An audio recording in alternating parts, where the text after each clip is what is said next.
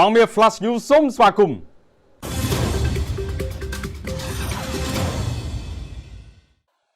ជនហោះស៊ើបការខ្នាតធំគ្មានមនុស្សបើករបស់សៀមធ្លាក់នៅប៉ោយប៉ែតយប់មិញកាលពីយប់មិញនេះយន្តហោះស៊ើបការខ្នាតធំរបស់សៀមឈ្មោះ Dominator XP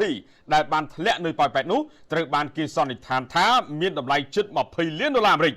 ដ្រូនប្រភេទនេះផលិតនៅប្រទេសអ៊ីស្រាអែលដែលមានប្រទេសចំនួន3បានបញ្ជាទិញគឺមិចស៊ីកូថៃនិងទូគីប្រទេសថៃបានទិញយន្តហោះនេះកាលពីខែសីហាឆ្នាំ2018ចំនួន3គ្រឿងសម្រាប់ប្រើប្រាស់យន្តហោះនេះបំពាក់ទៅដោយបច្ចេកវិទ្យា ISR ប្រព័ន្ធពហុឧបករណ៍ចាប់សញ្ញាវាមានទម្ងន់សរុបជិត20តោនកម្រិតហោះហើររបស់វាបានទៅជាង20ម៉ោងឯណោះក្នុងល្បឿនពី120ទៅ250គីឡូម៉ែត្រក្នុង1ម៉ោង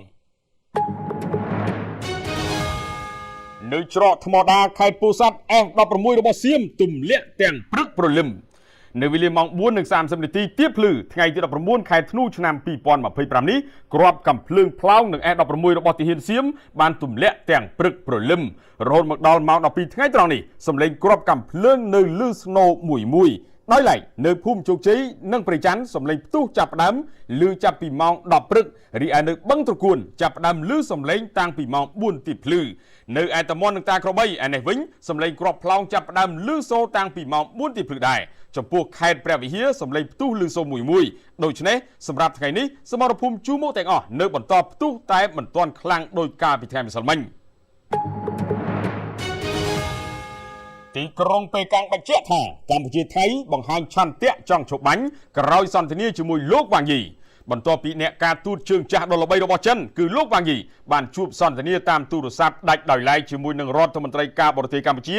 និងថៃកាលពីថ្ងៃទី18ខែធ្នូម្សិលមិញរួចមកនៅយប់ថ្ងៃដដែលនោះអ្នកនាំពាក្យក្រសួងការបរទេសចិនលោកកៅជឿគុណបានប្រកាសថាភាគីកម្ពុជានិងថៃ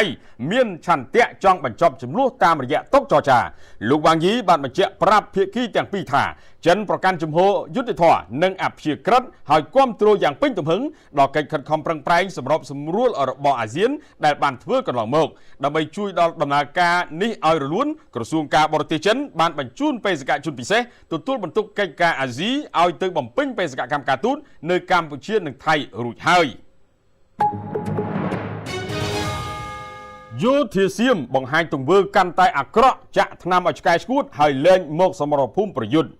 រហូតមកដល់ពេលនេះយោធាសៀមកាន់តែបង្ហាញទង្វើស្មោកគ្រោកហួសពីទង្វើជាមនុស្សអាចនិយាយបានថាជាទង្វើសត្វដេរិឆានទៅហើយកន្លងមកពួកគេបានប្រើប្រាស់គ្រប់មធ្យោបាយដើម្បីសម្រេចមហិច្ឆតារបស់ខ្លួនមានដូចជា F16 អាវុធធុនធំគ្រប់ប្រភេទនិងផ្សែងពុលជាដើមដោយសារតែមហិច្ឆតាដកកង្ឃ្លឿនទាំងអស់នេះមិនទទួលបានជោគជ័យពួកគេបានប្រើមធ្យោបាយដកអាក្រក់មួយទៀតគឺចាក់ថ្នាំទៅលើសត្វឆ្កែដើម្បីឲ្យឆ្កែនោះឈួតហើយលែងទៅឲ្យខំទាហានកម្ពុជាដែលកំពុងឈរជើងនៅសមរភូមិតាមប្រភពពីទាហានជួរមុខនៅទិសព្រះវិហារបានដឹងថាកាលពីរសៀលថ្ងៃទី18ខែធ្នូម្សិលមិញយោធាសៀមបានលែងសត្វឆ្កែដែលចាក់ថ្នាំឲ្យឈួតជាច្រើនក្បាលចូលមកកាន់តំបន់ឈរជើងរបស់យោធាកម្ពុជាហើយក៏បានខំយោធាម្នាក់បណ្ដាលឲ្យរងរបួសផងដែរប៉ុន្តែឆ្កែនោះត្រូវបានបាញ់សម្លាប់ចោលគេមិនដឹងថានៅមានសត្វឆ្កែឈួតបែបនេះប្រមាណក្បាលទៀតនោះទេអង្គការសហប្រជាជាតិទទួលបន្ទុកសិទ្ធិមនុស្សប្រកាសអាសន្នពីផលប៉ះពាល់ដល់ជនស៊ីវិលកាន់តែធ្ងន់ធ្ងរឧត្តមស្នងការអង្គការសហប្រជាជាតិទទួលបន្ទុកសិទ្ធិមនុស្សបានសម្ដែងក្តីព្រួយបារម្ភចំពោះការវាយប្រហារដោយយន្តហោះ F16